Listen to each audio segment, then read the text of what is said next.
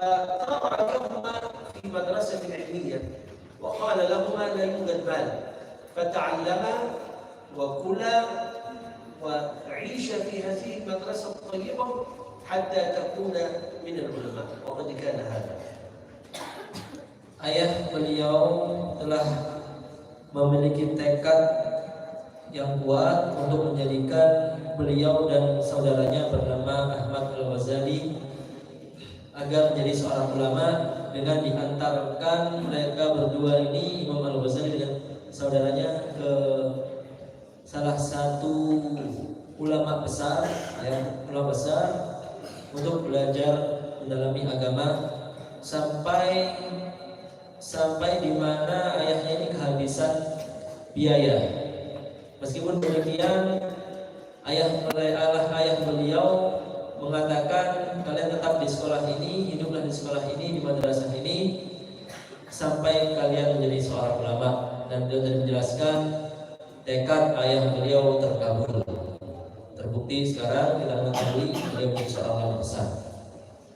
ظهرت علامات النبوة والعلم على الإمام الغزالي فصار عمره 28 سنة أعلم علماء زمانه في بلده، وكان قويا في الحجة وقويا في المنطق وكان قويا في الأمور العقليات واللغة، جعلته يناقش العلماء ويتكلم مع العلماء حتى ظهر فضله وسمي بحجة الإسلام، أي كلامه حجة على الجميع.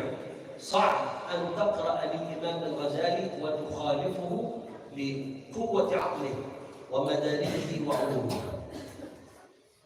Beliau pada usia yang masih relatif muda, 28 tahun, beliau ini sudah memiliki kecerdasan yang sangat luar biasa. Beliau sangat menguasai tentang ilmu mantik, tentang logika dan juga bahasa, dan banyak lagi bidang-bidang yang beliau sangat kuasai, sehingga beliau pada usia yang masih muda ini bisa berdialog dan berdiskusi dengan para ulama, sehingga beliau ini muncul pada usia yang masih muda. Beliau ini menjadi ulama besar meskipun masih muda, dan para ulama saat itu memberikan julukan pada beliau Hujjatul Islam, yaitu menunjukkan bahwa kalau kita membaca karangan-karangan Al-Imam Al-Ghazali, kita akan kesulitan untuk tidak sepakat dengan apa yang beliau sampaikan, karena kekuatan akal beliau dan kekuatan keilmuan beliau. الإمام الغزالي له كتب في شتى فروع العلم وقام عليها علماء كبار مثل الإمام النووي.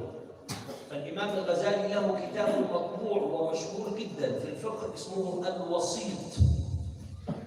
هذا الكتاب الوسيط، وله كتاب الوجيز اختصار، وهذا الوجيز مولانا شرح واختصر فكان منه المحرر، ومن المحرر كتاب المنهاج للإمام النووي. الإمام الغزالي له كتاب عظيم في تفسير أسماء الله الحسنى، وله كتاب عظيم جدا جدا في التفسير 40 مجلد، لكنه للأسف الشديد فقد. وله في العقائد يا سلام الاقتصاد في الاعتقاد،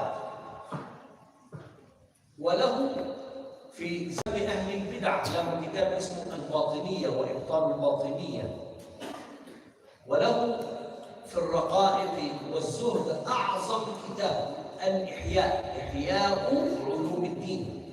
قال العلماء من لم يقرأ الإحياء فليس من الأحياء. وكل كتب الزهد وكل كتب التصوف قامت على هذا الكتاب العظيم. مولانا الإمام الغزالي كان يحيا حياة صعبة، حياة شديدة أثرت فيه، فأثرت هذه الحياة في كتبه وسنقول سلم الكتب إن شاء الله. Beliau baru saja menjelaskan kepada kita bahwa Syekh Al-Imam Al-Ghazali ini adalah ulama yang produktif, sangat produktif. Terbukti bahwa beliau ini memiliki karangan-karangan kitab yang sangat banyak. Beliau menyebutkan beberapa contoh bahwa Imam Al-Ghazali juga memiliki karangan kitab dalam bidang fikih, yaitu kitab Al-Wasit, dan juga ada kitab Al-Wajiz yang mana disyarah dan diringkas menjadi kitab Al-Minhaj oleh Imam An-Nawawi. Dan juga beliau memiliki kitab Tafsir Asmaul Husna dan juga kitab tafsir juga, tetapi sayang sekali kitab tafsir ini hilang, fuqid.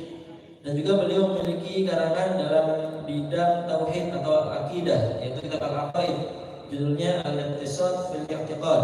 Dan juga beliau memiliki kitab untuk untuk rad dan untuk melawan orang-orang yang tidak benar dalam agama ini, yaitu judulnya Al-Batiniyah wa Ibtalil Batiniyah. Dan juga kitab yang sangat terkenal dalam bidang tasawuf, atau beliau tadi menyebutkan az-zuhd, yang tentang zuhud, yaitu kitab Ihya Ulumuddin. Ini para ulama berkata bahwa man lam yaqra al-Ihya falaysa minal ahya. Barang siapa yang belum atau tidak membaca kitab Ihya, maka dia bukan termasuk ahya. Ahya itu orang yang hidup. Berarti kalau sesuai dengan perkataan ini, kalau ingin kita menjadi orang termasuk ahya, maka mari baca kitab Ihya Ulumuddin. مولانا الإمام الغزالي أول كتاب يقرأه الطالب هو كتاب أيها الولد. وأيها الولد اسمه خلاصة تصانيف التصوف. أيها الولد اسمه خلاصة تصانيف التصوف، وهو يقصد ببداية الهداية أي الطاعة. بداية الهداية يقصد الطاعة. ثم نرتقي فنقرأ منهاج العابدين، ليس هذا منهاج العارفين، منهاج العابدين إلى طريق جنة رب العالمين. هذا اسم الكتاب، منهاج العابدين إلى طريق جنة رب العالمين. ثم نرتقي في اختصار إحياء علوم الدين. ثم في النهاية نقرأ الإحياء، إحياء علوم الدين. هذا تسلسل لكتب الإمام الغزالي في التصوف والزهد والأخلاق. وكما تعلمون الكتب يشرح بعضها بعضا، فما أغلق في كتاب انفتح في كتاب آخر، وما كان في الكتاب صعب كان في الكتاب سهل. ونحن في الكتب نرتقي فنقرأ الأصغر والأكبر. Beliau baru saja menjelaskan tentang urutan atau tahapan bagi kita yang ingin mempelajari kitab-kitab karangan Imam Al-Ghazali, khususnya dalam bidang at-tasawuf wal zuhd wal akhlaq. Bab tasawuf, zuhud dan akhlak. Pertama sekali yang kita pelajari adalah kitab Ayyuhal Walad. Ayyuhal Walad ini khulasatut tasawuf fit tasawuf, ringkasan karangan-karangan kitab Bidayul Hidayah. Jadi maksud dengan Bidayul Hidayah ini adalah at-ta'ah atau ketaatan.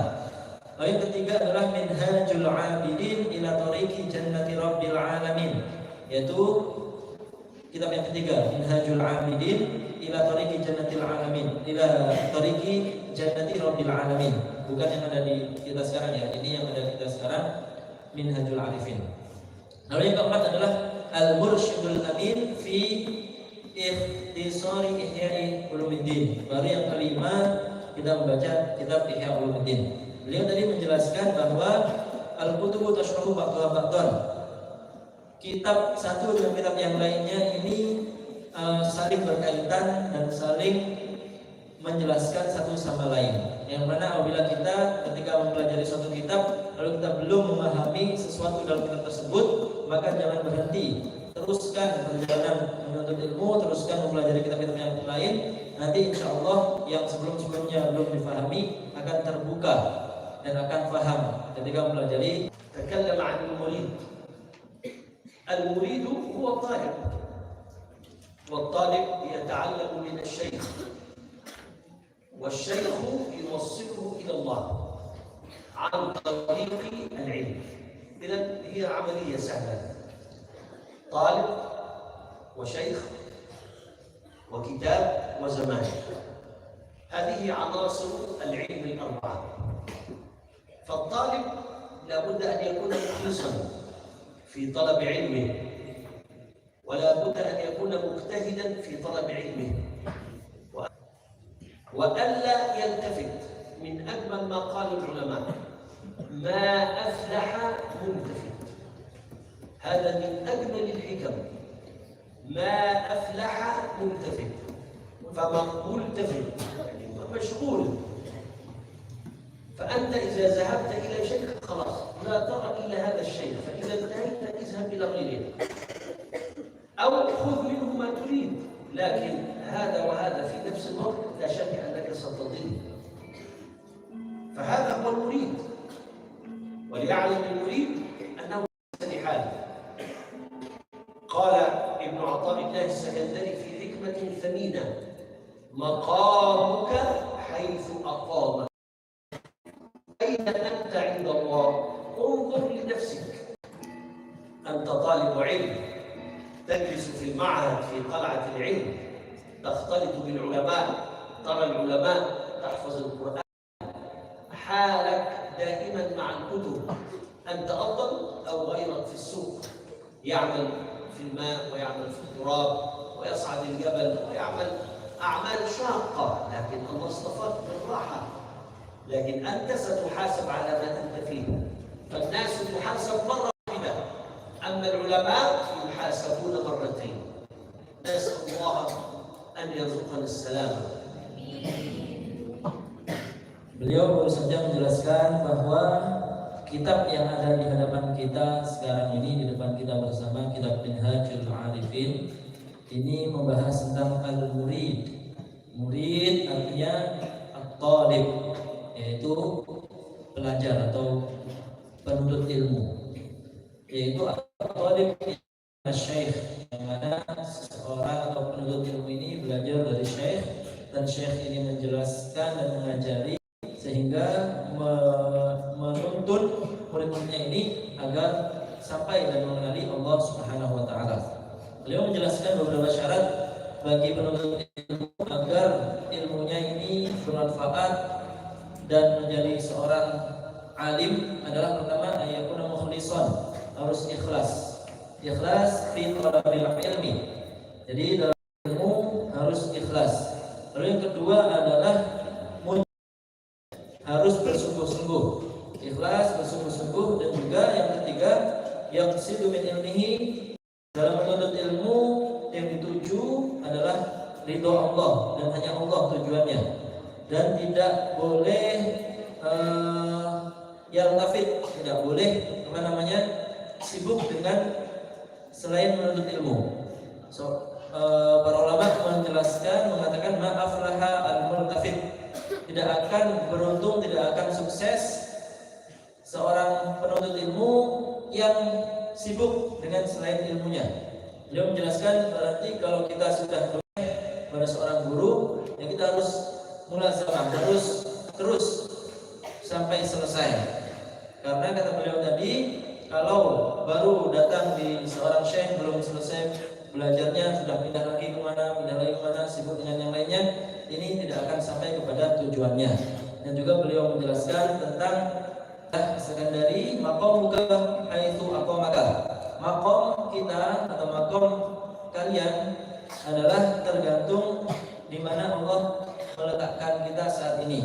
Beliau tadi memberikan ilustrasi kepada kita. Coba bayangkan kita di sini, alhamdulillah berada di pondok pesantren, kita belajar setiap hari, berinteraksi dengan Al-Quran, dengan para ustadz, dengan para kiai. Nah, maka lihatlah orang-orang mana yang lebih baik, kita seperti ini atau orang-orang di luar sana yang kesibukannya, minta maaf ya, di pasar dengan debu, dengan pasir, orang di luar. Nah, ini kita harus mengetahui Allah meletakkan kita di sini. Para ulama beliau dihisab 2 kali, sedangkan orang-orang selain ulama dihisabnya nanti hanya 1 kali.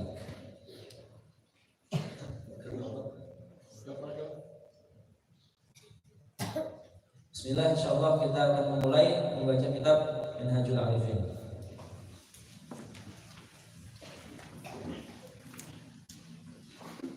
Minhajul Arifin, Ta'lif Hujjatul Islam Al-Imam Abi Hamid Al-Ghazali, Al-Mutawaffa Sanah 505 Hijriyah.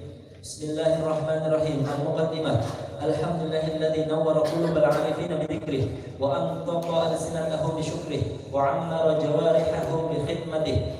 Fahum fi riyadil unsi yarta'un wa ila awkaril mahabbati ya'un. Wa ahabbahum fa'ahabbu. Radiya 'anhum faradu 'anhu. Ra'su malihim al-iftiqar wa nidamu amrihim al-ittirar. Lahum dawa'a dhunub wa 'arrafahum tibbal qulub fahum masabihu anwari hujjatih wa mafatihu khazaini hikmatih. Imamuhum al-qamaru at-tali' wa qaiduhum an-nuru as-sati' sayyidul mu'ayyan la syarqiyyah wa la gharbiyah yakadu zaytuha yudhi'u walau lam tamsashu nar nurun 'ala nur yahdi Allahu li nurihi man yasha' wa yadribu Allahu al-amthala lin-nas wallahu bikum nuran fama lahu min nur. Surat An-Nur juz min al-ayah raqam 40. Sallallahu alaihi wasallam salatan tulawwihu fis samawati atharuha wa taluhu fi jinanil khuldi anwaruha wa tatiqu fi mashahidil anbiya'i akhbaruha wa ala alihi at-tahirin wa ashabihi al-mutahharin. Al-qalb huwa mahabbu nazar ar-rahman. Inna Allah la yanzuru ila suwarikum walakin yanzuru ila qulubikum allati fi as-sudur. وهذا القلب إما أن يكون قلبا نظيفا وإما أن يكون قلبا مملوء بالمشاكل. القلب النظيف هو قلب أبيض يستقبل الأنوار وتدخل فيه الأنوار الساطعة الإلهية فيرتقي في مراقي العبودية بسرعة. أما القلب وعلاج القلب كما قال عطاء الله السكندري في 3 أمور. الأمر الأول الاستغفار، والأمر الثاني لا إله إلا الله، والأمر الثالث الصلاة والسلام على رسول الله صلى الله عليه وعلى آله وصحبه أجمعين.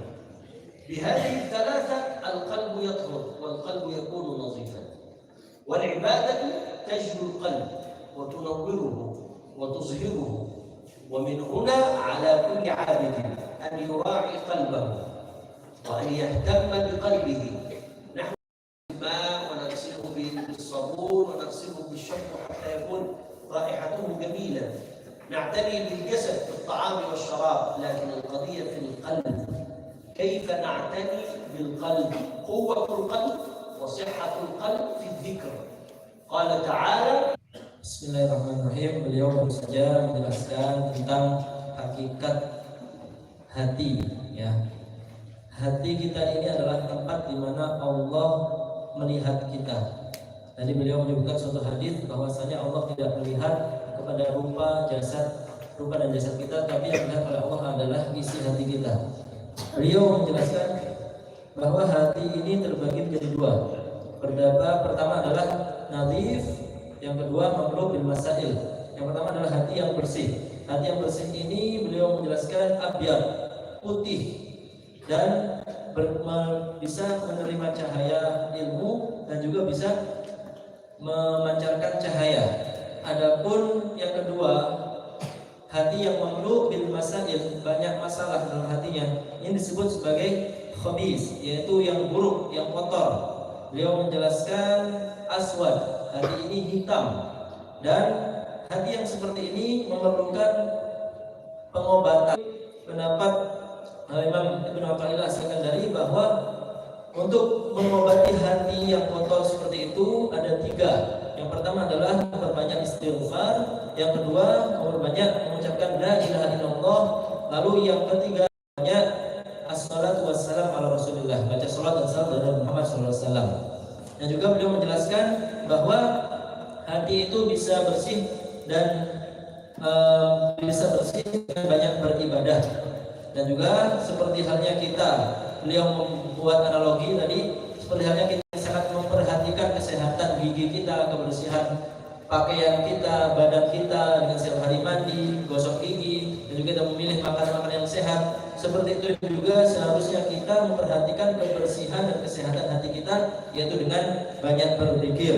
Quwwatul qalbi bidzikri, kata beliau tadi, kekuatan hati itu dapat diraih dengan banyak berzikir. Ala bidzikri tatma'innul qulub, dan juga ketahuilah hanya dengan berzikir hati bisa tenang. Babul bayan wal muridin yadullu ala thalathati usulin al-khawf wal raja' wal khawf wal khawf fardul 'ain wal raja' fardul yaqin wal hukm fardul ma'rifah. Dalil al-khawfi al-ghawf wa dalil al-raja'i al-talab wa dalil al-hukm ithamul mahbubi wa dalil dhalik al-harb wal masjid wal ka'bah. معناها ايه؟ لو العبد يخاف من الله سيموت. دائما يتذكر النار والعذاب سيموت. إن يتذكر الرجاء الجنة قد يعصي. لكن حال العبد يخاف ويرجو ويخاف، لكن رجاء أن يكون الخوف زيادة. فحال العبد بين الخوف من الله وبين الطمع في رحمة الله. هذا هو العبد، يخاف ويطمع في رحمة الله إلى أن يموت يدخل الجنة إن شاء الله. Beliau berseimbang antara raja wal khauf, antara rasa takut pada Allah dan juga mengharap kepada Allah juga. Tapi hendaklah rasa takut ini lebih, ya kadarnya lebih dibandingkan harapan. Semoga dengan itu nanti ketika sudah sampai di negeri akhirat, Allah berkenan masukkan kita ke dalam surga. فمن دخل حرم الإرادة أمن من الخلق، ومن دخل المسجد أمن جوارحه أن يستعملها في معصية الله تعالى، ومن دخل الكعبة أمن قلبه أن يستغل بغير ذكر الله عز وجل. فإذا أصبح العبد لازمه أن ينظر في ظلمة الليل ونور النهار، ويعلم أن أحدهما إذا ظهر أوصل صاحبه عن الولاية، وكذلك نور المعرفة إذا ظهر أوصل ظلمة المعاصي عن الجوارح. فإن كانت حالته حالة يرضاها بخلود الموت شكر الله على توفيقه وعصمته، وإن حالته حالة يكره مع الموت انتقل عنها بصحة العزيمة وكمال الجهد ملجأ من الله إلا إليه، كما أنه لا وصول إليه إلا به، فندم على ما أفسد من عمره بسوء اختياره، واستعان بالله على تطهير ظاهره من الذنوب وتصفية باطنه من العيوب، وقطع زنار الغفلة عن قلبه، وأطفأ نور شهوته عن نفسه، واستقام على طريق الحق وركب أمطية الصدق. فإن النهار دليل الآخرة والليل دليل الدنيا، والنوم شاهد الموت، والعبد قادم على ما أسلف ونادم على ما خلف. يقول الله عز وجل: ينبأ الإنسان يومئذ بما قدم وأخر. سورة القيامة آية 13. معنى الكلام إيه؟ إن القلب مثل الكوب، إما يملأ شاي فصار مملوء، وإما فاضي فيدخله الهواء. فإما تملأ قلبك بالذكر تنجو، وإن لم تملأه بالذكر جاء الشيطان. قال الإمام الشافعي رحمه الله تعالى حكمة عظيمة: النفس إن لم تشغلها بالحق شغلتك بالباطل. فلو انشغلت بذكر الله انشغلت عن المعاصي، فإذا فعلت المعاصي ابتعدت عن ذكر الله، وهذا هو صراع بين الإنسان وبين الشيطان. وأكرر: الشيطان لا يصاحب، والشيطان لا يجتنب. علاج الشيطان أن تحاربه. كيف نحاربه؟ إذا ذكر الله خنس، وإذا لم يذكر الله يكبر ويفعل ما يشاء. قال تعالى: من شر الوسواس الخناس. هذا حال المؤمن يا شباب. حال المؤمن أنه مشغول بالذكر، فإذا لم يشغل بالذكر انشغل بالمعاصي. من المستفيد من المعاصي؟ الشيطان. من المستفيد بالذكر؟ أنت. القلب ويصير القلب أبيض، ترى الأنوار الإلهية تتجلى في كل شيء، لأن المؤمن لا يرى بنور عينه، المؤمن يرى بنور قلبه. Bismillah. Beliau menjelaskan tentang hakikat jiwa kita. Jadi jiwa kita ini atau hati kita ini nisfur ruh. Apabila hati kita ini kita isi dengan kebaikan, dengan zikir pada Allah, maka kita akan terjauhkan dari hawa nafsu. Tapi kalau kita biarkan hati ini kosong, tidak banyak berzikir pada Allah, maka hawa nafsu akan menguasai.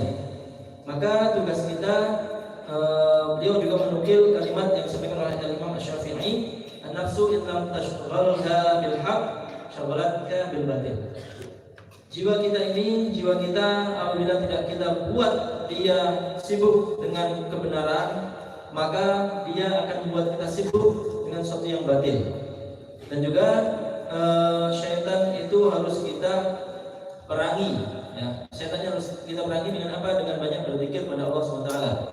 Al-mu'minun masyghulun bidzikri. Orang yang beriman itu hendaklah sibuk dengan berzikir pada Allah. Karena jika tidak sibuk berzikir kepada Allah, maka dia akan sibuk dengan kemaksiatan.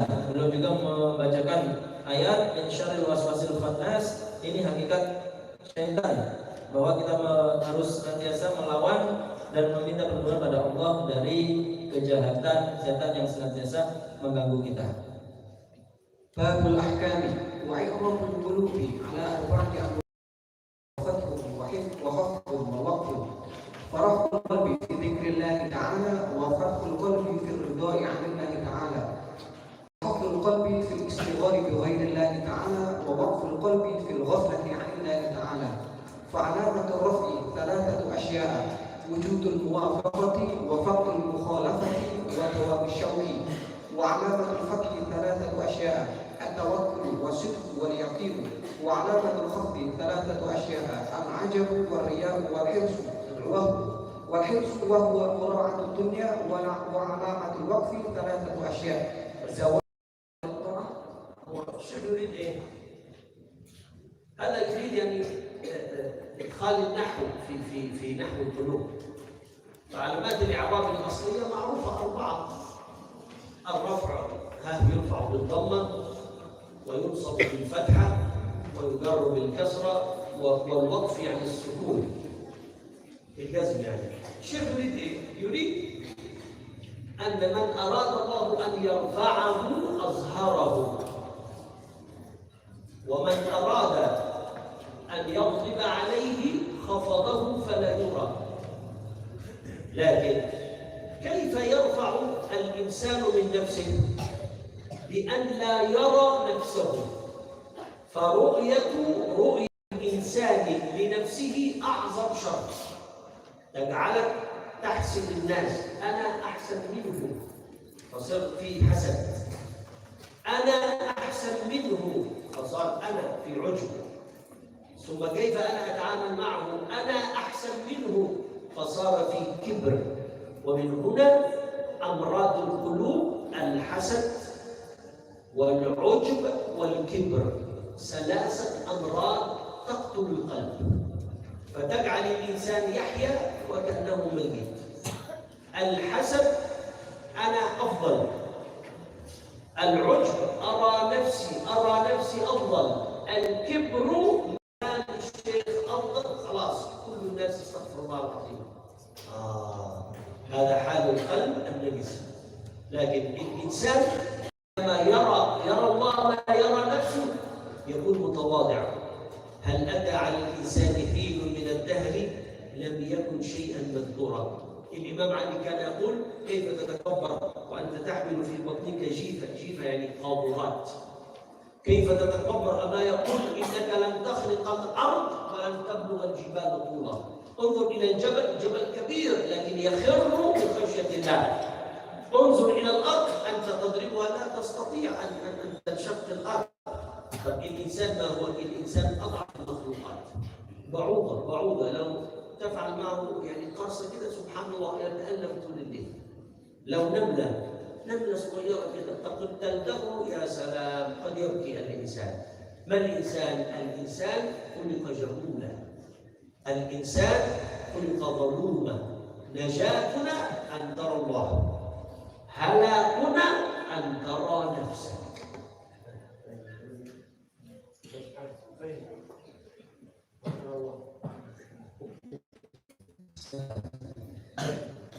Ini beliau menjelaskan bahwa di samping kita sudah belajar nahwu ya, alamatul i'rab, di sini juga beliau menjelaskan hati juga memiliki i'rabnya.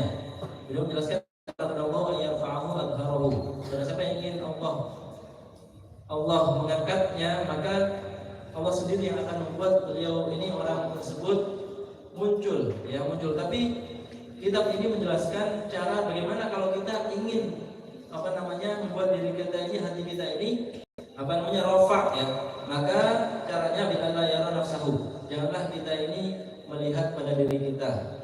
Karena kalau kita melihat diri kita ke dalam diri kita, nanti bisa timbul beberapa penyakit hati, yaitu al-hasad, iri dengki, ujub, dan sombong. Yang mana 3 penyakit hati ini taqtulul qalba, bisa membunuh atau mematikan hati. Lalu beliau tadi menjelaskan tentang bahaya hasad, ujub, dan kibr. Terus juga janganlah kita ini sombong, karena kita ini sebenarnya dalam diri kita banyak kotoran dan juga tidak bisa apa-apa. Beliau tadi menjelaskan, memberikan contoh kalau seandainya kita digigit nyamuk, digigit semut, namlah, atau ba'udah, makhluk yang sekecil itu bisa membuat kita sakit, bahkan bisa menangis kalau digigit hewan yang sangat kecil tapi bisa menyakiti kita. Nah, di mana letak kesombongan kita? Di situ beliau menekankan janganlah kita sampai membanggakan diri kita, tapi harus tawadhu. وعلامة الوقف 3 أشياء: زوال حلاوة الطاعة، وعدم مرارة المعصية، والتباس الحلال. باب الرعاية. قال رسول الله صلى الله عليه وسلم: طلب العلم فريضة على كل مسلم، وهو علم الأنفاس، فيجب أن يكون نفس المريد شكرا أو بطلا، فإن قيل ففضل، وإن رد فعدل، فطاعة الحركة بالتوفيق، والسكون بالعصمة، ولا يستقيم ذلك له إلا بدوام الافتقار والاضطرار. ومفتاح ذلك ذكر الموت، لأن فيه راحة من الحبس ونجاة من العدو، وقوام برد العمر إلى يوم واحد، ولا يلتئم ذلك إلا بالتفكر في الأوقات. وباب الفكر الفراغ، وسبب الفراغ الزهد، وعباد الزهد التقوى، وسلام التقوى الخوف، وزمام الخوف اليقين، ونظام اليقين الخلوة والجوع، وتمامها الجهد والصبر، وطريقه مع الصدق، ودليل صدق العلم. الشيخ يقول الأنفاس الصحابة كانت تتلقي العلم من الرسول صلى الله عليه وسلم والرسول جالس، فكأنهم يشمون الهواء الذي يخرج من فم الرسول بالعلم صلى الله عليه وسلم. ثم الرسول الصحابة تعطي للتابعين، والتابعين لتابع التابعين إلى ما وصل نحن إليه الآن. فالشيخ عندما يشرح أحيانا كتب صعبة، عندما يشرحها الشيخ تكون سهلة. ما هذا؟ إنها بركة الاجتماع على ذكر الله، بركة الاجتماع على ذكر الله. كثير من الكتب الشديدة الإنسان يقرأ لا يفهم، لكن لو حضر مجلس العلم حتى وإن كان الشيخ يتكلم بكلام بسيط، لكن سبحان الله تخرج من الدرس وأنت فاهم، هذا بركة العلم. ومن هنا قالوا: من كان شيخه الكتاب فخطأه أكثر من الصواب. من كان شيخه الكتاب فخطأه أكثر من الصواب. ومن هنا لا بد من شيخ نلتقي على أنفاسه، الذي أخذها من شيخه وشيخه من شيخه وشيخه من شيخه، إلى أن نصل إلى الشيخ الأكبر وهو الرسول صلى الله عليه وسلم. يوم القيامة كل إنسان يقف خلف شيخه، كل إنسان يقف خلف شيخه، وإن شاء الله يكون الطريق ممدود إلى أن نصل إلى رسول الله صلى الله عليه وسلم. Bismillah. Beliau menjelaskan pentingnya belajar kepada guru atau seorang syekh. Seperti halnya para sahabat dulu duduk terus bertalaki, bertatap muka, mempelajari agama ini, mempelajari ilmu terus kepada Rasulullah SAW. Dan juga para sahabat mengajar kepada tabi'in, terus sampai kita sekarang ini. Sampai sekarang kita juga belajar terus berhadapan dengan syekh. Ini menunjukkan kalau seandainya ada hal-hal yang sulit dalam suatu kitab, akan menjadi mudah apabila kita belajar langsung berhadapan dengan syekh yang menjelaskan tentang kitab tersebut. Ini menunjukkan keberkahan, al-barakatuh ala dzikrillah, keberkahan atas zikir pada Allah. Apa yang sulit menjadi mudah. Beliau menukil suatu kalimat, man kana syaikhuhul kitab faqadahu aktsaru minas shawab. Barang siapa yang tidak belajar kepada syekh tapi hanya membaca kitab sendiri, maka kesalahannya akan jauh lebih banyak dibandingkan kebenaran yang dia pahami.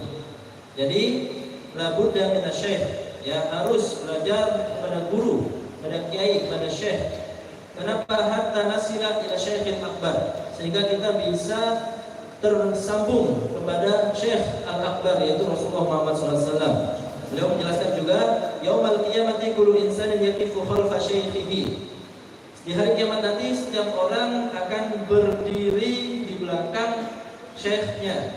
Maka dengan harapan seperti ini kita belajar terus langsung dengan syekh. Di hari kiamat nanti kita akan tersambung dan dekat dengan Syekh Al-Akbar, yaitu Rasulullah SAW. Bab niyyati minan niyyah kulli khawfatin wa sukunin innamal a'malu binniyat wa innama likulli imrin ma nawa wa niyyatul mu'min khairun min 'amalihi wa niyyatu takhtalifu 'ala hasbi ikhtilafil awqati wa sahibun niyyah nafsuhu minhu fi ta'min wa nasu minhu fi rahatin wa laysa shay'un 'ala al-muridi as'abu min hifdhi niyyah. Bab dzikri هو المراد من النية هنا، يعني النية معروفة لغة القصد، وشرعا قصد الشيء مقترنا بفعله. كيف تكون النية صعبة على المريد؟ لأنهم دائما يريدوها أن تكون لله. ففي كل عمل الشيطان يدخل، ممكن هو يصرف، فصارت مجاهدة الإنسان بالنية صعبة، أي يخلص كل الأعمال لله. إنما يتقبل الله من المتقين، أي الذين أخلصوا لله العمل. نية المرء خير من عمله، قد يفعل رياء وقد ينوي خيرا ولا يفعل، فالرياء شرك أصغر، وهذا معنى نية المرء خير من عمله. Beliau menjelaskan tentang hakikat niat. Kenapa niat disebutkan sebagai sesuatu yang sangat susah bagi seorang penuntut ilmu? Karena niat ini senantiasa menuntut kita agar ikhlas hanya untuk Allah Subhanahu wa taala. Ya. Setan senantiasa menggoda kita agar niatnya salah, tidak ikhlas pada Allah Subhanahu wa taala. Dan niat seseorang ini lebih baik daripada perbuatannya jika perbuatan tadi disertai riya. Maka yang termakin khairun min amalihi, beliau menjelaskan bahayanya riya ketika kita beramal. Bab dzikri ij'al qalbaka qiblata lisanik washkur 'inda dzikri haya al-ubudiyyati wa haibat al-ubudiyyati wa'lam bi anna Allah ta'ala ya'lamu sirra qalbi wa yara dhahira fi'li wa yasma'u najwa qawli faghsil qalbak bil hazan wa awqid fihi nar al-khawf fa idza zala hijab al-ghaflati 'an qalbik kana dzikruka bihi ma'a dzikrihi lak. Qala Allah ta'ala wa la dzikrullahi akbar li'annahu dzakaraka ma'al ghina'i 'anka wa anta dzakartahu ma'al faqri ilayhi. Faqala ala bi dzikrillahi tatma'innul qulub fa yakunu itmi'nanul qalbi fi dzikrillahi lahu wa wajahuhu fi dzikrihi lillah. Qala ta'ala innamal mu'minuna alladziina idza dzukirallahu wajilat qulubuhum wa dzikru dzikran dzikrul khalis bi muwafaqatil qalbi fi sukutin nadhari ila ghairillah wa dzikrun shafin bi fana'il himmat 'anil dzikri. Qala Rasulullah sallallahu alaihi wasallam la uhsi thana'an 'alaika anta kama athnaita 'ala nafsik. دائما الإنسان يتعلق بما هو فيه. فنحن مثلا إذا سافرنا إلى أمريكا نحن نأخذ حكم أمريكا. إذا سافرت أنا إلى إندونيسيا فقد عندكم ما شاء الله كثير، فصار حكمي حكمكم في المطر والبرد. أنت إذا تأتي إلى مصر تجد مصر فيها مطر مرتين في العام، فالإنسان إذا جاء إلى مكان حكم به، وإذا اتصل بشيء حكم به. الذاكر موصول بالله، فاجعل القلب له قبلته وهو اللسان، فما في القلب يخرج عن طريق اللسان. فإذا ذكرت الله كنت مع الله، وإذا غفلت عن ذكر الله كنت مع الشيطان. اختر أنت مع من. Beliau menjelaskan tentang manusia itu akan senantiasa diuji dengan apa-apa yang ada dalam dirinya di suatu tempat, di setiap tempat. Beliau tadi menjelaskan jika kita pergi ke suatu negara, Mesir, Indonesia, kita akan berbeda-beda. Maka janganlah kita ini terpengaruh dengan di mana kita berada. Subhanahu wa ta'ala. Bab syukri wa fi kulli nafsin min anfasil abdi ni'matun lillah tatadajjada alaihi yulzimuhu al-qiyam bi syukriha wa azna syukri. شوف النفس، هذا شكر لله، لأن الله خلق الهواء الذي يدخل في فمك إلى الرئتين، ثم يدخل هواء نقي فيخرج هواء ملوث، دخل بخيره وخرج بشر ما في نفسك. أقل شيء فيه أنت في نعمة هذا النفس الذي إذا منع يموت الإنسان، فما بالك بالطعام والشراب، فما بالك بالأسنان، فما بالك باليد، فما بالك بالنعمة. الإنسان يحيا في نعمة. لئن شكرتم لأزيدنكم ولئن كفرتم إن عذابي لشديد. قال مولانا عمر بن عبد العزيز: الشكر يبقي النعمة. قال مولانا عمر بن عبد العزيز الخليفة الراشد: الشكر يبقي النعم، فمن أراد أن تدوم عليه النعمة فليكثر من قول الحمد لله. الشكر يبقي النعم.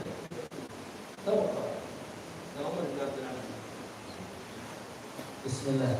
Beliau menjelaskan tadi yaitu tentang nafas yang kita hirup sehari-hari ini merupakan nikmat terbesar dari Allah Subhanahu wa taala. Yang mana ketika kita menghirup udara masuk ke paru-paru, udara bersih, yang keluar adalah udara kotor. Ini adalah aqallu nikmat, yaitu nikmat yang yang harus kita syukuri. Bagaimana dengan yang lainnya seperti makanan, minuman. Ya, jadi yang kecil ini dulu hayati. Sudahkah kita bisa menghayati nikmat bisa bernafas ini? Nikmat Allah memberikan kita hawa, udara ini. Beliau menukil ayat juga, la in syakartum la azidannakum wa in kafartum inna 'adzabi lasyadid. Adik-adik insyaallah sudah paham semua ya. Dan juga beliau menukil kalimat yang disebut oleh Umar bin Abdul Aziz, asyukru yubqi an-ni'am. Kesyukuran atas nikmat itu bisa menjadikan nikmat-nikmat Allah tetap ada dalam kita dengan banyak mengucapkan alhamdulillah. Wa adna syukri ayyara ni'matan min Allah ta'ala wa yarda bima a'tahu wa la yufawitu bi syai'in min ni'amihi. Wa tamamu syukri bil i'tirafi bi lisan sirri anna al-khalqa kulluhum yu'jizuna 'an adai syukrihi ala asghari juz'in min ni'amihi wa in balagu ghayat al-majhud li'anna tawfiqa li syukri ni'matun hadithatun yajibu syukru 'alayha fa yulzimuka 'ala kulli syukrin syukru ila ma la nihayata lahu fa idza tawalla Allahu 'abda hamala 'anhu syukrahu fa radiya 'anhu bi yasirin wa hatta 'anhu ma ya'lam annahu la yubghihu wa yun'ifu qala ta'ala wa ma kana 'ata'u rabbika mahdura. Babul libas. Al-libasu ni'matun min Allah 'ala 'abdihi yaslu bihi al-basharata. Qala ta'ala wa libasu taqwa dhalika khair. معنى الكلام ايه؟ أن العاصي مكشوف العورة والطائع مستور العورة، فستر العورة بالعمل الصالح. ومن هنا يا شباب على كل مؤمن أن يرتدي لباس التقوى، ولباس التقوى ذلك خير. ما هو لباس التقوى؟ الخوف من الله والعمل بما في كتاب الله والرضا بما قسم الله والاستعداد ليوم القيامة. هذا كلام مولانا الإمام علي. قال التقوى 4 أمور: الخوف من الجليل، والعمل بالتنزيل، والرضا بالقليل، والاستعداد ليوم الرحيل. لو هذه ال4 استطعنا أن نملكها سنرتدي ثياب التقوى. وما ثياب التقوى؟ ذلك خير، أي خير عند الله. واتقوا الله ويعلمكم الله. إن للمتقين مفازا حدائق وأعناب. Maksudnya menjelaskan kepada kita tentang hakikat aurat. Ya, hakikat aurat adalah apabila seseorang melakukan kemaksiatan, dia itu hakikatnya terbuka auratnya. Sedangkan orang yang taat dalam agama ini, dia tertutup auratnya. Jadi satrul aurat bil amal as-soleh.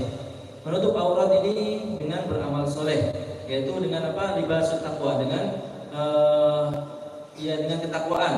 Beliau menyebutkan bahwa Imam Ali bin Abi Thalib libasut taqwa arba'ah, ada 4 hal, yaitu al-khawfu minal jalil, yaitu rasa takut pada Allah Subhanahu wa taala, dan al-amalu bitanzil, yaitu melaksanakan dan mengerjakan apa yang ada di Al-Qur'an, lalu ar-ridha bil qalil.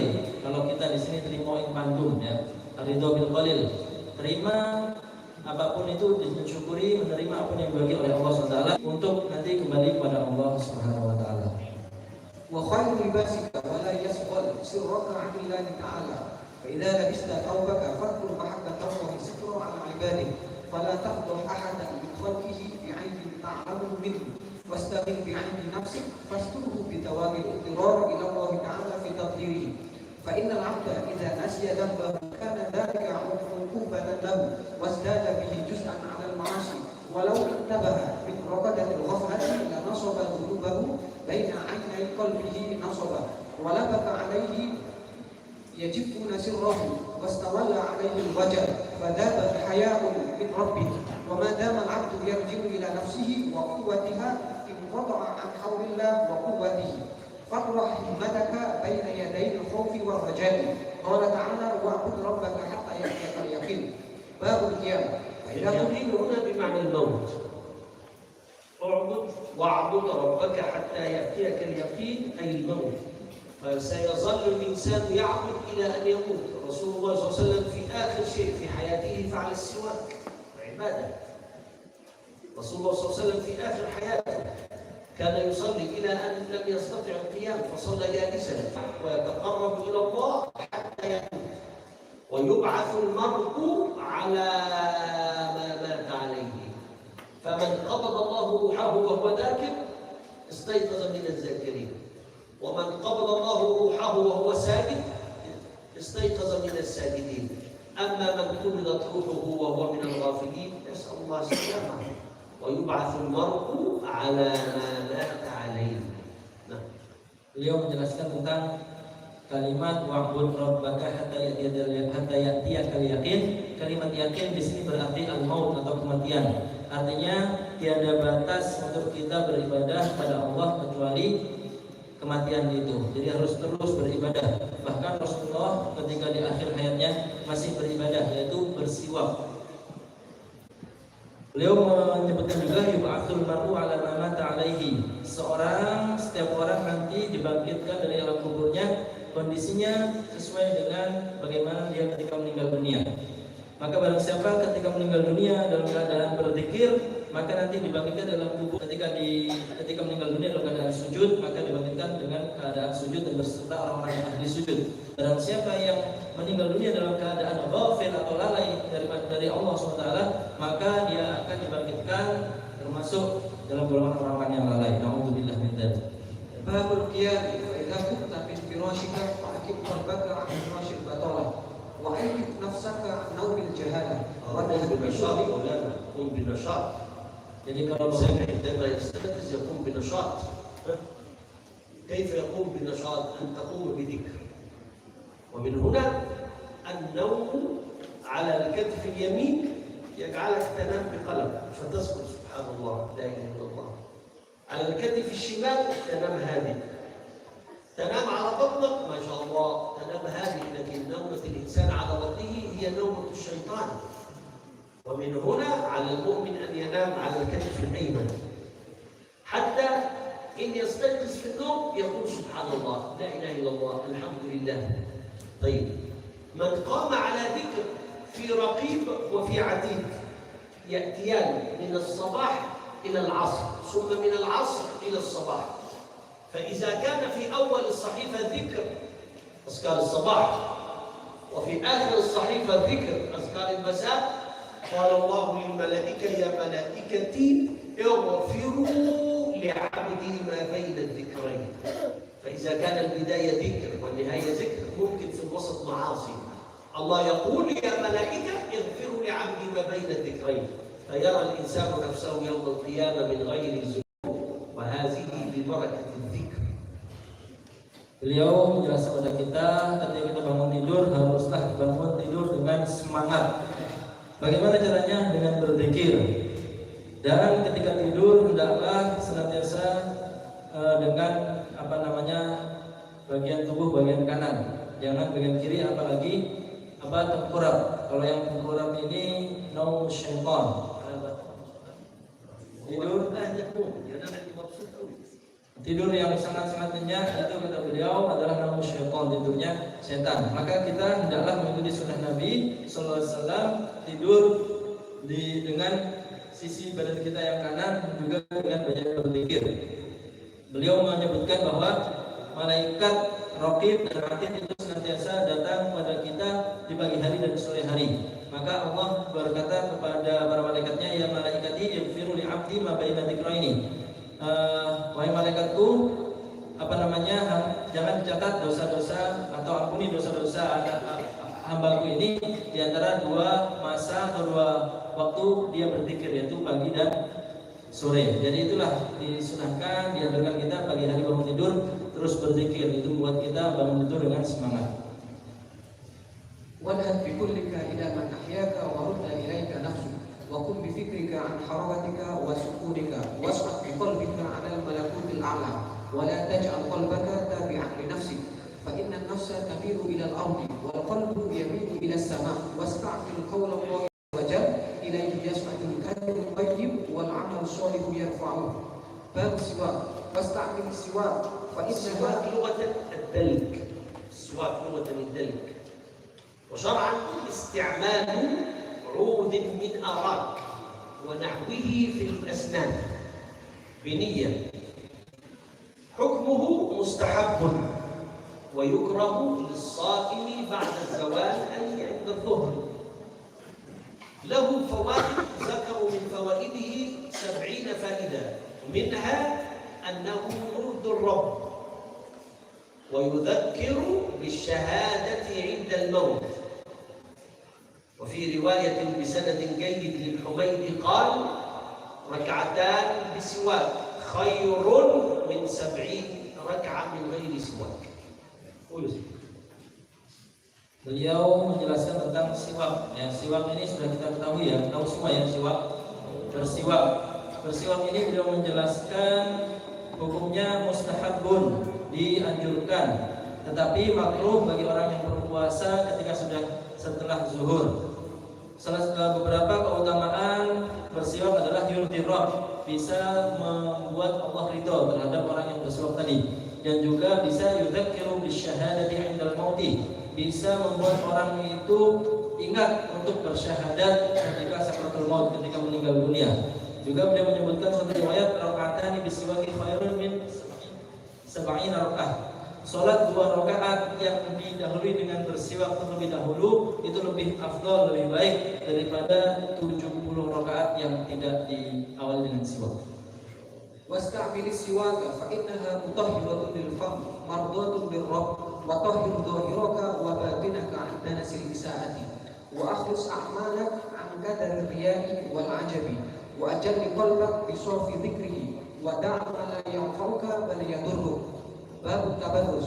Idza tabarrasta li qada'i qadari fa'tadir fa inna ar-rahata fi izalati an-najasah.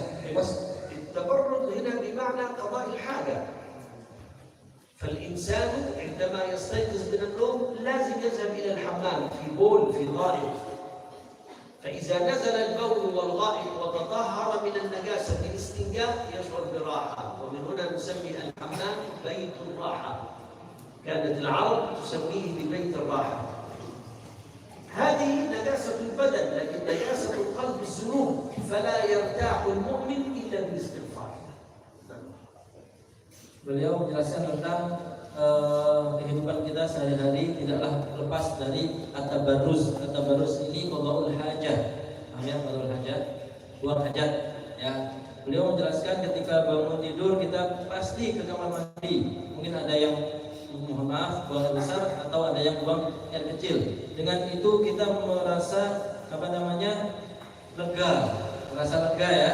Nah, itulah kenapa kamar mandi oleh orang Arab disebut Baitur Rohah, tempat untuk ya rehat, lega, merasakan kelegaan. Nah, ini merupakan najasatul badan, najisnya badan. Sedangkan beliau menekankan jangan lupa kita ini memiliki najis dalam hati kita, yaitu dosa. Maka perbanyaklah beristighfar dan beramal saleh sehingga tidak hanya kita mensucikan diri dari najis badan tadi, tapi juga najis-najis ma'nawi atau najis-najis hati tadi dari dosa yang dengan banyak beristighfar. Fa inna rahata fi izalati an-najasah wastanji wa nakis ra'sak wa aghlib bab al-kibri وافتح باب الندم واجلس على بساط الندامة واستهن في إيثار أمره واجتناب جهله والصبر على حكمه واغسل الشر بترك الغضب والشهوة واستعمل الرغبة والرهبة فإن الله تعالى مدح قوما فقال إنهم كانوا يسارعون في الخيرات ويدعوننا رغبا ورهبا وكانوا لنا خاشعين.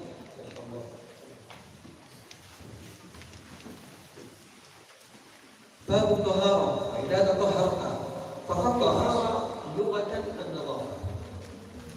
لغة النظافة هذا من الغزالي في الإحياء. الطهارة لغة النظافة، والخلوص من الأدناس الحسية البول، الغائط، الدم، والمعنوية وهي نجاسة القلب، الحسد والعجب والكبر. الطهارة لها وسائل أربعة. هذه طهارة الظاهر: الماء، الوضوء والغسل، والتراب للتيمم، والأحجار للاستنجاء، والدباغ لجلود الميتة. هذه وسائل الطهارة. مقاصد الطهارة أربعة، هذا في الفرق. المقصد الأول الوضوء، والثاني الغسل، والثالث التيمم، والرابع إزالة النجاسة. كل ما شرحته هذا طهارة الظاهر، لكن كيف نطهر الظاهر والباطن سيء؟ طهارة الباطن بالذكر. اذكر الله حتى ينقيك ويطهرك ويصفيك، واستخدم الطهارة بالماء والتراب حتى تسمو.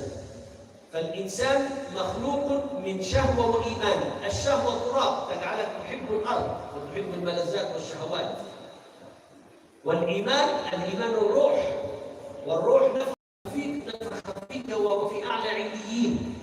فتجد الإيمان يريد أن يصعد إلى العمل الصالح، والعمل الصالح يرفعه. أما الشهوة تجدها تريدك أن تنزل إلى الأرض. أين الجنة؟ فوق السماء السابعة. أين النار؟ تحت الأرض السابعة. فالعمل الصالح في أعلى عليين، أما الشيطان في أسفل سافلين. نسأل الله السلامة. Beliau menjelaskan tentang taharah. Taharah secara arti bahasa yaitu membersihkan, dan membersihkan kotoran-kotoran yang tampak seperti air kencing, darah, dan lain sebagainya.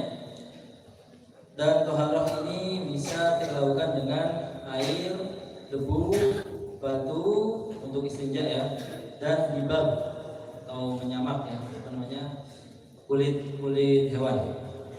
Adapun tujuannya adalah untuk berwudu, untuk mandi, untuk tayamum, dan untuk membersihkan atau menghilangkan najis. Ini yang disebutkan oleh beliau adalah taharatul zahir atau mensucikan dan membersihkan yang zahir. Adapun yang lebih penting dan juga lebih utama adalah taharatul batin, yaitu membersihkan batin kita dengan berzikir pada Allah sehingga hilang dari diri kita ini semua sifat-sifat yang tercela, iri dengki, kesombongan, ujub dan lain sebagainya. Karena apa? Karena iman itu senantiasa mendorong kita untuk beramal soleh, yas'ad ilal amal soleh, yaitu untuk ke surga, karena surga berada di atas langit yang tinggi, sedangkan syahwat ini membuat kita senantiasa ingin turun ingin jatuh ke atas tanah, di atas bawah bumi, karena letak neraka itu ada di bawah tanah. Tafakir fi sofwatil ma'i wa riqatihi wa tathhirihi wa tanqifihi.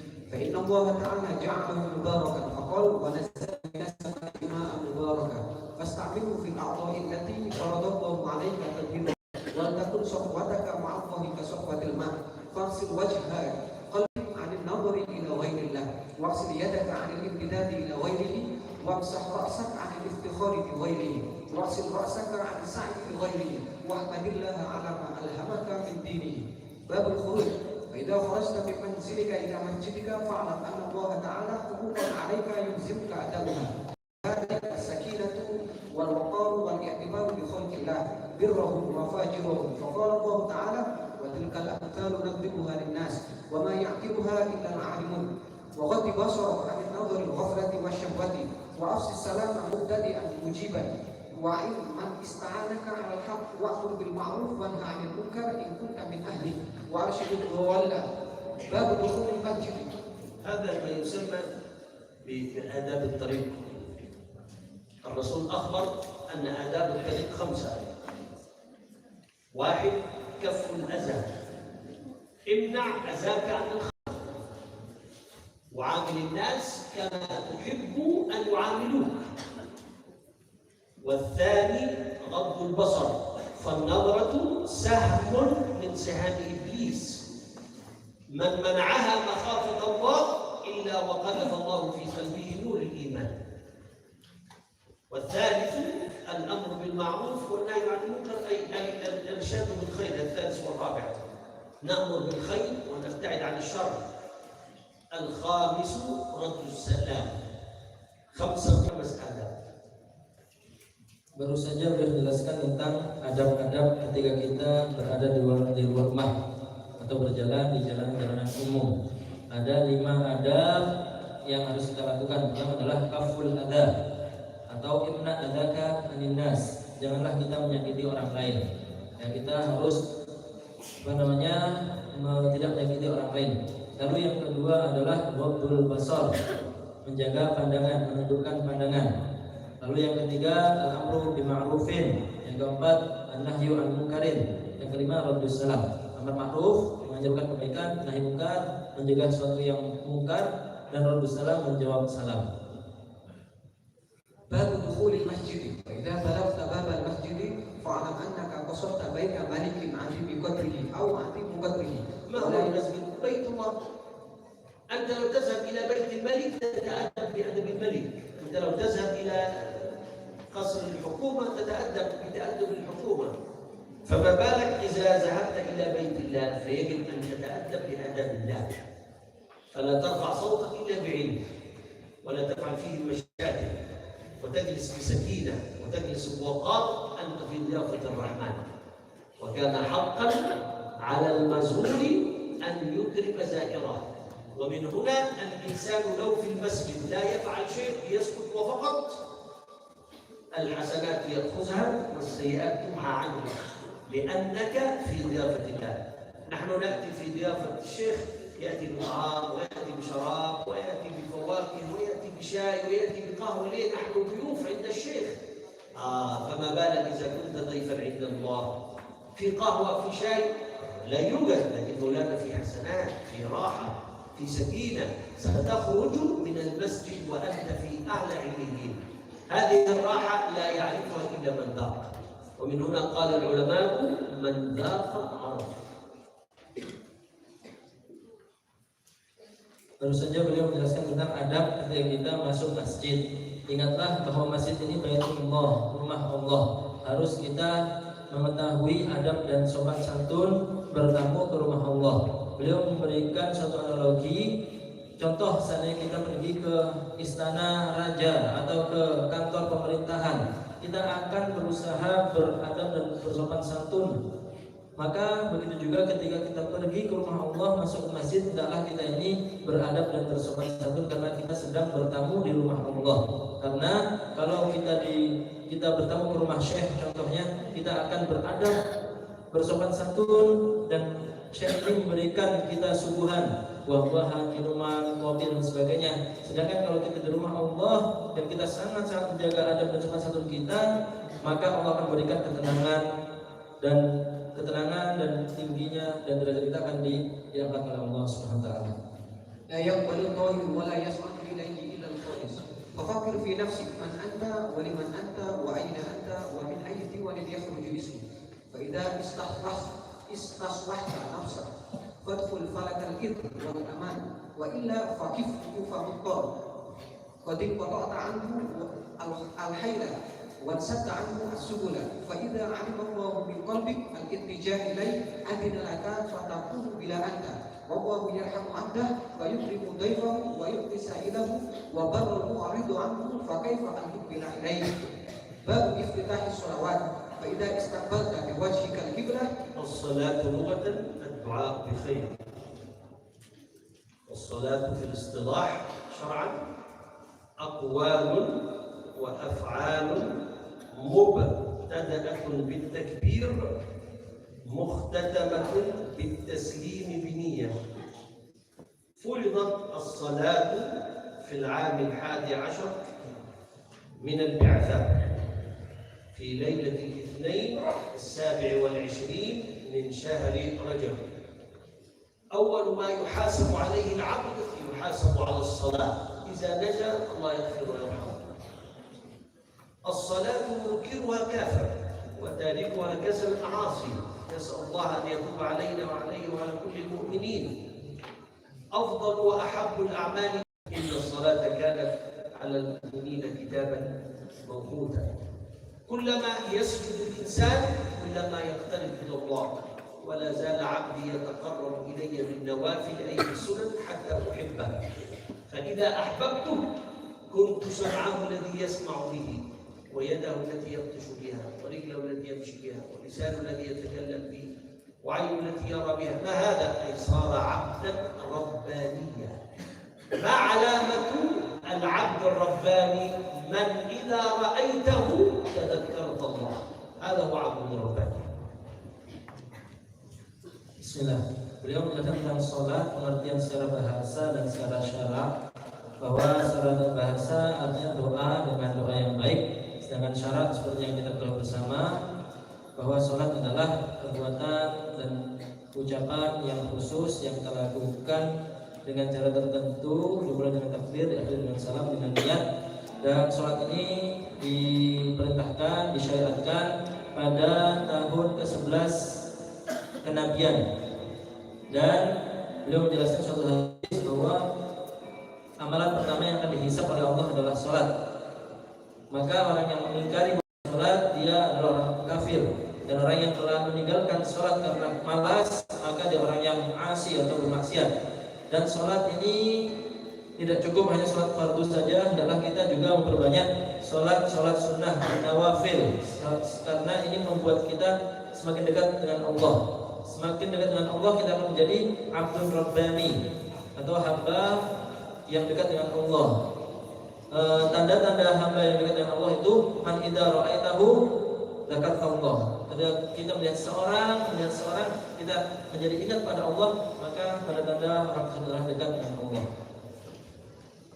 إذا استقبلت بوجهك القبلة استقبل بقلبك الحق ولا تنبسط فلست من أهل الانبساط واذكر وقوفك بين يدي يوم العرض الأكبر وقف على قدم الخوف والرجاء وارفع قلبك عن النظر إلى الدنيا والخلق وأرسل همتك إليه فإنه لا يرد الآبك ولا يخيب السائل فإذا قلت الله أكبر فاعلم أنه لا يحتاج إلى خدمتك له وذكرك إياه لأن الحاجة من جبلة الفقراء وذلك صفة الخلق والغنى من صفات ذاته، وإنما وقف على عبيده وضعف ليقربهم بها إلى عفوه ورحمته ويبعدهم بها من سخطه وعقوبته.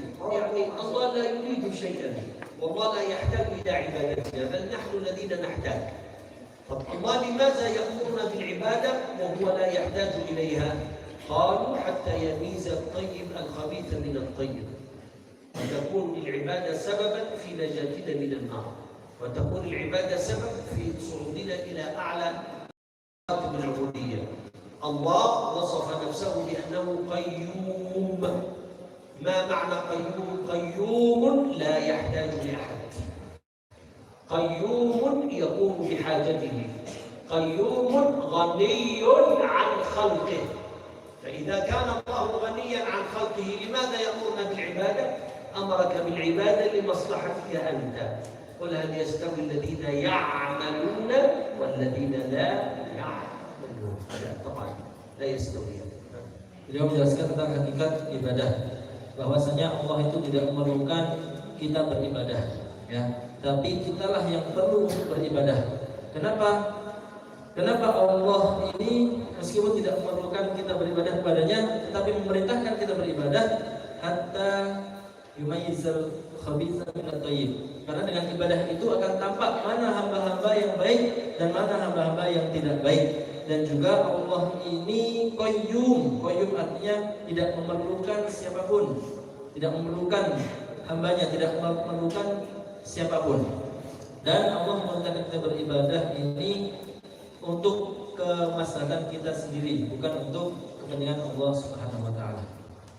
وألزمهم كلمة التقوى وكانوا أحق بها وأهلها، وقال عز من كان قائما ولكن الله حبب إليكم الإيمان وزينه في قلوبكم واشكر الله إذ جعلك أهلا للوقوف بين يديه فإنه هو أهل التقوى وأهل المغفرة، أهل أن يتقيه خلقه فيغفر لمن اتقاه.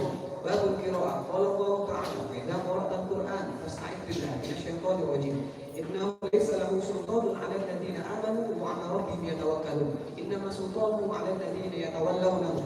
وقال تعالى أنه من تولاه فأنه يضله. واذكر عهد الله عليك وميثاقه في وحيه وتنزيله وانظر كيف تقرأ كلامه وكتابه ورتل وتدبر وقف عند وعده ووعيده وأمثاله وقواعده وأمره ونهيه ومحكمه. القرآن مأخوذ من القراءة والكتاب مأخوذ من الكتابة، فالقرآن مقروء ومكتوب وهذه وسائل حفظه، فلا يحفظ الكتاب إلا بالقراءة والكتابة. طيب، للقرآن تعريف: هو كلام الله القديم المنزل على سيدنا محمد صلى الله عليه وسلم بواسطة جبريل العربي المعجز المتحدى بأقصر سورة منه المبلوغ بسورة الفاتحة والمختوم بسورة الناس. هذا تعريفه. عدد السور 114 سورة، عدد الآيات 6236 آية، 6236 آية. يحفظ في الصدور، ورفعه من القلوب من علامات الساعة الكبرى أن يرفع القرآن، ويرفع بقبض علمائه الذين يحفظونه. للقرآن آداب: مستقبلا للقبلة، مفكرا فيما تقرأ. فلو الإنسان يقرأ تفسير الآيات يعيش معها ويحيا معها. Al-Quran lam ya'ti liyuqra faqat. Al-Quran menjelaskan tentang hakikat Al-Quran. Al-Quran diambil dari Al-Qira'ah, dan Al-Quran juga disebut dengan Al-Kitab. Al-Kitab diambil dari kalimat Al-Kitabah. Qira'ah artinya membaca, kitabah artinya menulis. Beliau menjelaskan bahwa dari pengertian kalimat ini sendiri bisa kita ambil pelajaran bahwa fala yufadu illa bil qira'ah wal kitabah. Al-Quran itu dapat dihafal dengan cara membacanya dan juga menulisnya. Jumlah suratnya ada 114, jumlah ayatnya ada 6.236. Dan Al-Quran ini hendaklah dihafal di dalam dada dan di hati kita. Apabila Al-Quran sudah diangkat oleh Allah dari dada, maka ini merupakan tanda dekatnya kiamat. Diangkatnya Al-Quran yaitu dengan meninggalnya para ahli, para ulama. Dan dalam membaca Al-Quran dan berinteraksi dengan Al-Quran ada adab-adabnya. Harus dalam keadaan suci, bersih, dan juga menghadap kiblat, dan juga harus merenungkan dan bertafakur tentang makna-makna Al-Quran, sehingga Al-Quran ini menjadi manhaj hayat atau cara hidup kita. Wa mutasyabbih wa inni la akhsha an takuna iqamatuka hududahu ghaflatan min tadyi'ika hududahu. Qala Allah azza wa jalla wa bi ayyi hadithin ba'dahu yu'minun bab ruku' wa raka'a ruku'a khashi'in lillah bi qalbihi khadi'an bi jawarihi wastawfi ruku'aka wa hatta an himmatika fil qiyam bi amrih fa innaka la taqdiru ala ajali fardihi illa bi 'aunihi wa la tablu dara ridwanihi illa bi rahmatihi wa la tastati'u an imtina'a min ma'siyatihi illa bi ismatihi wa la tanju min 'adabihi illa bi 'afwihi. Qala Rasul sallallahu alaihi wasallam la yadkhulul jannata ahadun bi 'amalihi qalu wa la anta ya Rasulullah. Qala sallallahu alaihi wasallam wa la ana illa an yataghammadani Allah bi rahmatihi. Bab sujud wahjud billah sujuda 'abdin mutawakkil annahu khuliqa min turab yata'uhu jami'al khalq wa annahu raqiba min nutfatin yastaghfiruha kullu ahad wa idza fakkara fi aslihi wa ta'ammala tarkiba jawharihi fi ma'in wa tin izdada lillahi tawadu'an wa yaqulu fi nafsihi wayhak lima rafa'ta ra'saka min sujudika lima lam tamut baina yadayhi faqad ja'ala Allahu sujuda sababan qurb ilayhi wa qala ta'ala wasjud waqtarib faman ihtarama minhu ba'da min kulli shay'in siwa wahfad sifata sujudika fi hadhihi al-ayah minha khalaqnakum wa fiha nu'idukum wa minha nukhrijukum taratan ukhra wasta'in billahi an ghairihi fa innahu ruwiya 'an an-nabi annahu qala Allah tabaraka wa ta'ala la aqrimu 'ala qalbi 'abdin wa 'alamu minhu hubbal 'amal bab tashahhud wa tashahhud thana'u wa syukrun lahu wa ta'arrada li mazid fadlihi wa dawam karamatihi fakhruj an da'wat wa kun lahu 'abdan bi fi'li kama anta 'abdun lahu bi qawli fa innahu khalaqaka 'abdan wa amaraka an takuna lahu 'abdan kama khalaqaka. Qala ta'ala wa ma kana lil mu'minin wa la mu'minatin idza qada Allahu wa rasuluhu amran an yakuna lahumul khiyarah min amrihim wa man ya'sillaha wa rasulahu faqad dhalla dhalalan mubina wa rabbuka yakhluqu ma yasha'u wa yakhtar ma kana lahumul khiyarah wasta'mil ubudiyyata fi ridha bi hikmatihi wasta'mil al-ibadata fi nuzuli tahta amrihi wa salli ala habibihi aqibatana alayhi fa inna mahabbatahu bi mahabbatihi wa ta'atahu bi ta'atihi wa mutaba'atahu bi mutaba'atihi fa qala ta'ala qul in kuntum tuhibbuna Allah fattabi'uni yuhibbukumullah. يعني كلام كيف نحب الله ولا نطيع رسول الله كلام صعب. قل إن كنتم تحبون الله فاتبعوني ورفعنا لك ذكرك. جاء الملك فقال يا رسول الله تعرف وما ورفعنا لك ذكرك؟ قال قل. قال ما ذكر الله في موضع إلا ذكرت معه. فإذا قال الإنسان لا إله إلا الله على طول محمد رسول الله صلى الله عليه وسلم. رفعت مكانة الرسول صلى الله عليه وسلم. كيف تعلمنا الصلاة وكيف تعلمنا الزكاة وكيف تعلمنا من رسول الله. شوف قل إن كنتم تحبون الله فاتبعوني أي اتباع واقتداء برسول الله صلى الله عليه وسلم يوصلك إلى الله. لقد كان لكم في رسول الله أسوة حسنة لمن كان يرجو الله واليوم الآخر وذكر الله كثيرا. Beliau menjelaskan tentang hakikat cinta kepada Allah, bahwa tidak ada seorang dikatakan dia mencintai Allah kecuali harus juga mengikuti sunnah Nabi Muhammad SAW. Dan juga beliau menjelaskan tentang betapa Rasulullah ini ditinggikan derajatnya. Kenapa? Ada suatu ayat wa rafa'na laka dzikrak, artinya adalah ma dzikra Allahu illa wa dzikra ismu Rasulullah SAW. Setiap kali kita menyebut nama Allah akan kita sebut juga nama Rasul Muhammad SAW. Ini menunjukkan bahwa Rasulullah ini ditinggikan oleh Allah derajatnya. Dan juga mutaba'atul Rasul, dengan kita mengikuti sunnah Nabi Muhammad SAW, ini dapat mengantarkan kita kepada cinta Allah Subhanahu.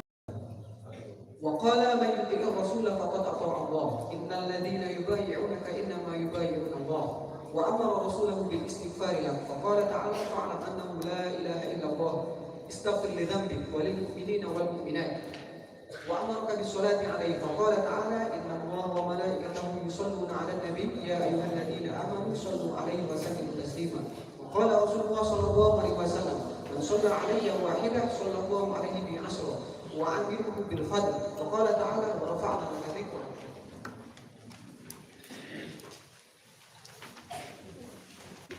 ثم أمره بمعاملته بالعدل فقال لغيره فإذا قضيت الصلاة فانتشروا في الأرض وقال تعالى فإذا فرغت فانصب وإلى ربك فارغب باب السلام السلام اسم من أسماء الله تعالى أو دعاه خلقه ليستعملوا معناه في معاملته ومعاشرة خلقه ومعاشرة خلقه السلام عليكم الصلاة انتهت ورحمة الله هيئة سنة والتسليمة الأولى فرض والتسليمة الثانية كلها هيئة فعندما نسلم نحن ننظر إلى مكان السجود السلام عليكم ورحمة الله بحيث من في الخلف يرى الوجه ثم نعود في الأمام السلام عليكم ورحمة الله هذه صيغة السلام التسليمة الأولى فرض والتسليمة الثانية سنة هيئة وهي من أركان الصلاة 17 ركنا الصلاة فيها الأركان 17 والأبعاد 6 والهيئات 15 ومبطلات الصلاة 11 مبطلة كل شيء. Beliau menjelaskan tata cara mengucapkan salam ketika sholat dan hakikatnya. Jadi kita sholat dengan mengucapkan assalamualaikum, di situ sudah selesai sholat kita. Sedangkan warahmatullah ini sunnah. Dan caranya adalah dengan assalamualaikum. Ketika itu kita masih melihat tempat sujud. Ketika warahmatullah baru ke kanan. Ini salam pertama ini rukun. Sedangkan yang salam kedua ini sunnah. Nah, maka caranya seperti tadi juga. Salam kedua assalamualaikum warahmatullah, ke kanan assalamualaikum warahmatullah. باب السلام فإذا أردت السلام فليسلم منك صديقك وارحم من لا يرحم نفسه وإن الخلق بين فتن ومحن إما مبتل بالنعمة ليظهر شكره وإما مبتل بشدة ليظهر صبره قال تعالى فأما الإنسان إذا ما ابتلاه ربه فأكرمه ونعمه فيقول ربي أكرمن وأما إذا ما ابتلاه فقدر عليه رزقه فيقول ربي أهانن فالكرامة في طاعته والهوان في معصيته ومن ركب الهوى أهانه الله باب الدعاء واحفظ آداب الدعاء وانظر من تدعو وكيف تدعو ولماذا تدعو ولماذا تسأل والدعاء استجابة الكل منك للحق وإن لم تأتي بشيء الدعاء فلا تشترط الإجابة قال مالك بن دينار أنتم تستفتئون المطر وأنا أستفتئ الحجر ولو أي دعاء يدعوه الإنسان له 3 أمور الخير في التعجيل فيأتي بسرعة يا رب أعطينا مثلا يعني قهوة لو الخير تأتي الآن قهوة مولانا نعم الأمر الثاني الخير تتأخر إذن الإجابة تأتي بالتأخير مولانا نعم الخير لا تشرب قهوة أبدا ومن هنا كل دعاء له 1 من 3 الخير التعجيل يأتي بسرعة الخير التأخير الله يؤخر الخير لا يأتي فقد يدعو الإنسان في أمور يظهر عند الله سيئة قد يفسد الإنسان إذا تأتي عليه الدنيا فيفسد ونصب الكلام إذا رأى الإنسان ومن هنا عجبا لأمر المؤمن كله خير. عجبا، هذا حديث، عجبا لأمر المؤمن كله خير. كله ايه؟ خير.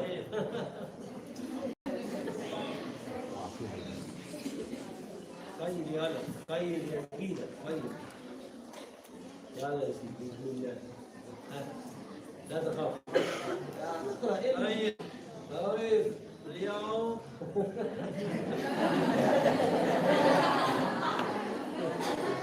baru saja menjelaskan hakikat doa, bahwa apapun doa yang diucapkan oleh seorang hamba kepada Allah tidak lepas dari 3 kriteria, tidak lepas dari 3 hal. Pertama, jika memang doa itu baik untuk orang tersebut, maka jika doa itu memang baik untuk orang tersebut, maka akan dikabulkan oleh Allah dengan cepat. Beliau memberikan contoh, ya Allah, saya ingin kopi, maka cepat akan didatangkan kopi kepadanya.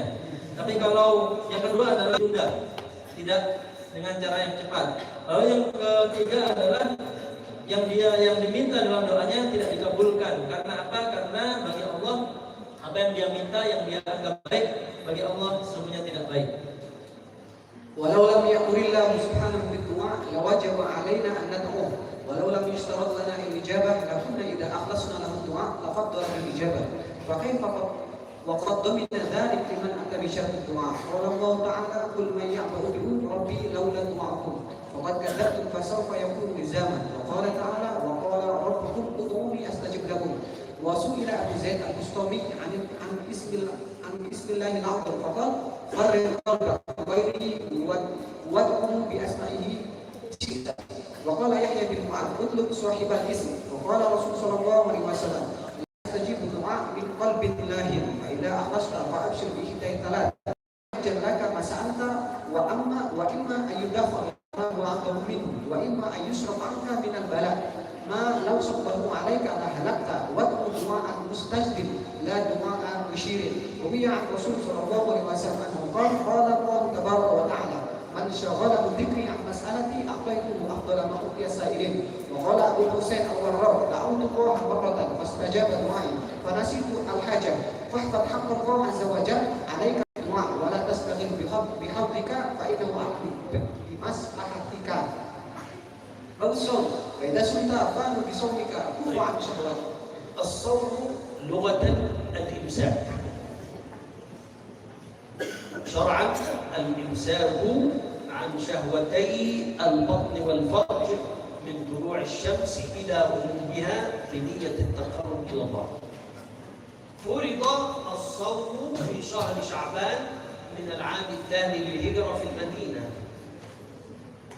الصوم واجب كصوم المنذور، تطوع كصوم الاثنين والخميس والثالث عشر والرابع عشر والخامس عشر، وصيام 6 من شهر شوال، وصوم عرفة، وصوم يوم عاشوراء. وصوم حرام كصوم يوم الشك وهو 30 من شهر شعبان. صوم العوام وهذا ما شرحته يمتنع عن الطعام والشراب والنساء، لكن يرتقي في صوم الخصوص وهو صوم الجوارح، فيصوم اللسان ويصوم الأنف وتصوم العين ويصوم الأذن وتصوم اليد، وهو صيام الأولياء، وهو صوم القلب عن كل ما يشغل عن الله. فإذا انشغل الولي عن الله لحظة أعد نفسه من المفطرين. هذه درجات ذكرها مولانا الإمام الغزالي في كتاب الصوم من إحياء علوم الدين. Beliau baru saja menjelaskan hakikat berpuasa. Berpuasa, beliau tadi menjelaskan secara arti bahasa yaitu menahan, secara syarat yaitu menahan diri dari syahwat perut dan syahwat yang ada di bawah perut dari segala hal yang bisa membuat puasa tersebut. Puasa Ramadan disyariatkan pada bulan Sya'ban tahun 2 Hijrah di Madinah. Dan puasa yang wajib ada 3, puasa Ramadan, puasa kifarat, dan puasa nadar. yang sunnah seperti yang kita ketahui, puasa Senin Kamis, puasa Ayyamul Bid, dan puasa 6 hari Syawal dan lain sebagainya. Adapun puasa yang haram adalah puasanya orang yang haid dan orang yang nifas. Dan juga puasa yang dilarang adalah pada makruh. Puasa yang makruh adalah puasa di hari ke-30 bulan Sya'ban. Puasa memiliki level dan tingkatan. Pertama adalah level pertama yang paling rendah adalah puasanya orang awam, yaitu hanya menahan diri dari apa yang membatalkan puasa, yaitu tidak makan, tidak minum, dan juga menahan perut dan menahan apa yang ada di bawah perut. Adapun orang derajat kedua, level kedua yang lebih tinggi adalah orang yang khawas, orang ulama, yaitu beliau juga, mereka ini juga puasa, lisannya berpuasa, matanya berpuasa, tangannya berpuasa, anggota badannya semua berpuasa dari hal-hal yang tidak baik. Yang tertinggi adalah level puasanya para wali, yaitu shaumul qalbi an kulli ma yushghilu anillah, yaitu berpuasanya hati mereka dari segala hal yang bisa membuat hati mereka tidak ingat terhadap Allah. باب الصوم فإذا صمت فاضل بصوم تكف عن الشهوات فإن الصوم فناء مراد النفس وفيه صفاء القلب وضمارة الجوارح والتنبيه على الإحسان إلى الفقراء والالتجاء إليهم وشكر على ما تفضل به من النعم وزكاة اليد وقطع عن الشر والبذل عنه إلى الخير وزكاة الرجل السعي إلى ما فيه صلاح قلبك وسلامة دينك. باب الحج والمريد إذا حج عمدا. الزكاة لغة النماء والبركة، يعني زيادة. كيف زيادة وأنت تقرض؟ ما مولانا، هذه تجارة مع الله. لو تتصدق يأتيك بالخير الكثير. الحسن عند الله ب10 100 700 ويزيد الله لمن يشاء. الزكاة شرعا اسم لمال مخصوص يخرج بكيفية مخصوصة يصرف لطائفة مخصوصة. الزكاة طهارة المال، خذ من أموالهم صدقة تطهرهم وتزكيهم. Beliau menjelaskan tentang pengertian zakat, yaitu an-nama wal khair wal barakah, yaitu tumbuh dan semakin berkah. Zakat ini tidak mengurangi, zakat dan sedekah ini tidak mengurangi harta benda yang dizakatkan atau yang disedekahkan, bahkan membuatnya lebih berkah, semakin bertambah. Karena al-hasanatu bi'asyri amsalihha. Secara pahala juga dilipat gandakan jadi 10 kali lipat, dan juga secara keberkahan juga Allah dilipat gandakan jadi 10 kali lipat, dan juga secara keberkahan juga Allah menjadikan tidak berkurang. Babul hajj wal murid idza hajja 'amadan biya faqara واستعد استعداد من لا يرجو الإياب وأحرد الإكرام عن نفسه واستغسل من ذنبه الإياب وأحرد الإكرام عن نفسه واستغسل من ذنبه ولبس ثوب الصدق والوفاء ولبى موافقة للحق في إجابة الأوامر وأحرم في الحرم من كل شيء يبغضه عن الله تعالى وطاف بقلبه حول رؤوس قربته وصف ظاهره وبابنه عند الوقوف على الصفا وهرول هربت من هواه ولم يتمنى مع الله تمنى ما لا يحل له واعترف بالخطأ في عرفته وتقرب إلى الله مزدلفة ورمى الشهوات عند رمي الجمارات وذبح هواه وحلق القلوب وزار البيت معلما صاحبه واستلم حجره قضاء بقضائه ووضع ما دون الله بطواف الوداع.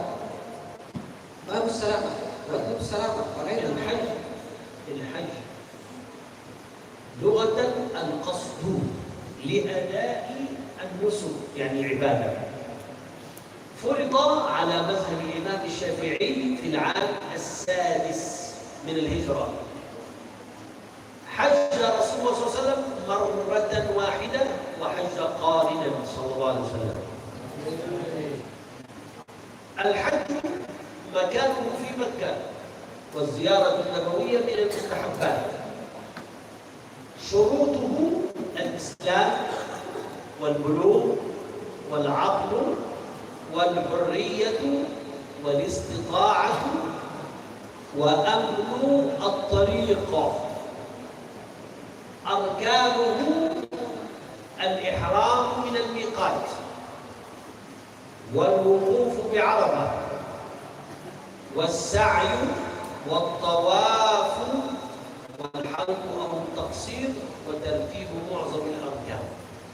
هذا الحج وهو عبادة بدنية. الصلاة عبادة مالية فقط. الحج عبادة مالية وعبادة بدنية. ومن هنا قال صلى الله عليه وسلم: من استطاع إليه سبيلا. نعم. Beliau baru saja menjelaskan pada kita tentang haji. Artinya adalah secara arti bahasa adalah menuju, secara syarat menuju Baitullah Al-Haram untuk melaksanakan manasik haji, ibadah haji. Disyariatkan pada tahun 6 Hijrah dan Rasulullah SAW berhaji 1 kali dalam hidupnya. Haji ini dilaksanakan di Makkah. Syaratnya adalah Islam, balik, berakal, merdeka dan mampu, dan juga aman perjalanannya. Sedangkan rukunnya adalah al-ihram, al-miqat, wukuf di Arafah,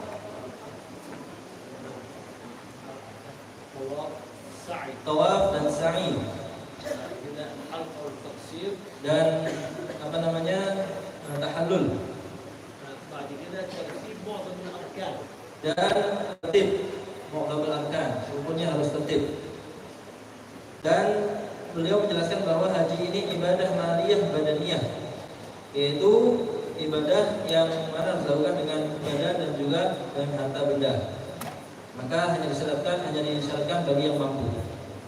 باب السلامة وقت السلامة فليت من طلبها وجدها فكيف لمن تعرض للبلاء والسلامة قد عزت في هذا الزمان وهي في القبور وإن لم تكن في القبور فالعزلة وليست كالقبور فإن لم تكن عزلة فصمت وليس كالعزلة وإن لم تكن في صمت الكلام بما ينفع ولا يضر وليس كسكت وإن أردت السلامة فلا تتنازع الأعداد ولا تنافس الأشكال كل من قال أنا فقل أنت كل من قال أنا فقل أنت وكل من قال لي فقل لك والسلام في زوال الركن وزوال الركن في فقد الإرادة وفقد الإرادة في دعوى العلم بما استعترضه به من تدبير أمره. قال الله تعالى أليس الله بكاف عبده وقال تعالى يدبر الأمر من السماء إلى الأرض. باب العزلة صاحب العزلة يحتاج إلى 10 أشياء: علم الحق والباطل وزهد واختيار الشدة واغتنام الخلوة والسلامة في العواقب وأقدر غيره أفضل منه وينزل عن الناس شره ولا يفتر عن العمل فإن الفراغ بلاء ولا يعجب بما هو فيه ويخلو بينه من الفضول والفضول ما فضل عن يومك لأهل الإرادة وما فضل عن ربك لأهل المعرفة ويقطع ما يقطعه عن الله تعالى. قال رسول صلى الله عليه وسلم لحذيفة بن اليمان رضي الله عنه: كن حلس بيتي. وقال عيسى بن مريم عليه السلام: أملك لسانك ولا يسع بيتك وأنزل.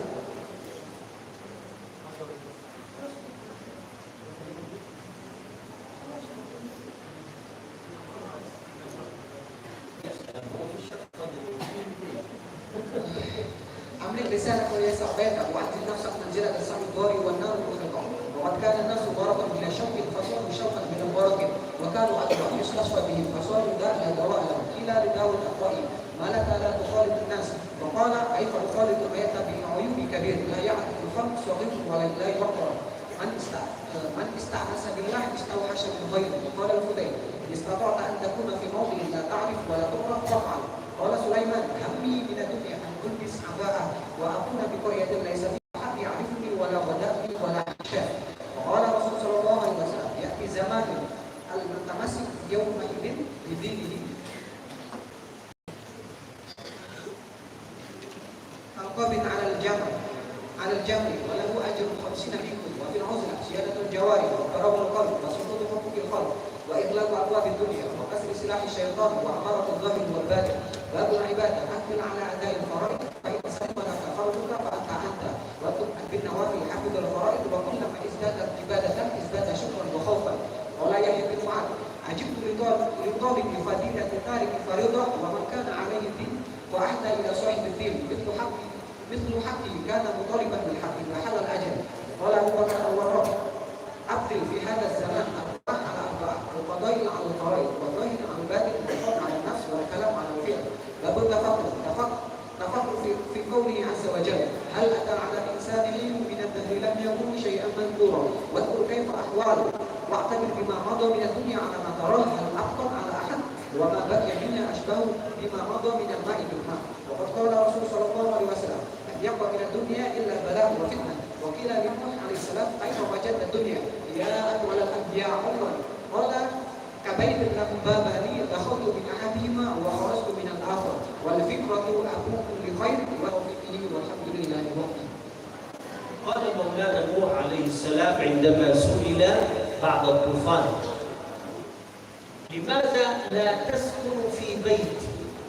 قال ما الدنيا إلا بابان، باب خرجت منه وهو بطن أمي، وباب أدخل فيه وهو قبري. فعلى كل عاقل رشيد أن يعزل نفسه عن الدنيا بقدر الاستطاعة، فخذ من الدنيا ما يقربك إلى الآخرة، واعلم أن الدنيا شهوة والشهوة تقرب إلى النار، والآخرة نريدها الجنة والجنة محفوفة بالمتاعب والمشاكل. والعاقل الرشيد من دان نفسه وألزمها الحجة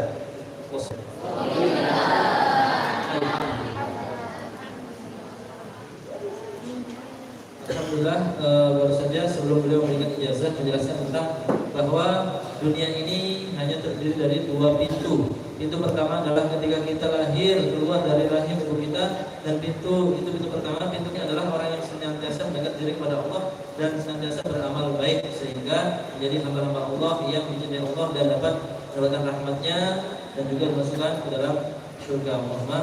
Amin. Alhamdulillah kita sudah diberikan oleh Syekh Syabal Kamil ijazah kitab Minhajul Arifin. Alhamdulillah.